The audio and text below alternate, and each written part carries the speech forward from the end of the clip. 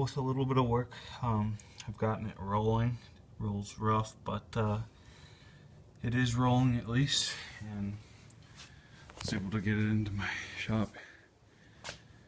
So now I just want to see what kind of battery voltage I'm working with and whether or not the starter system works or not.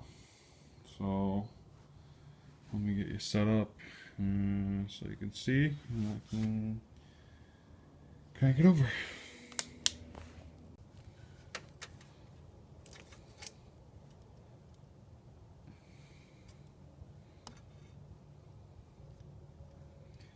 So as I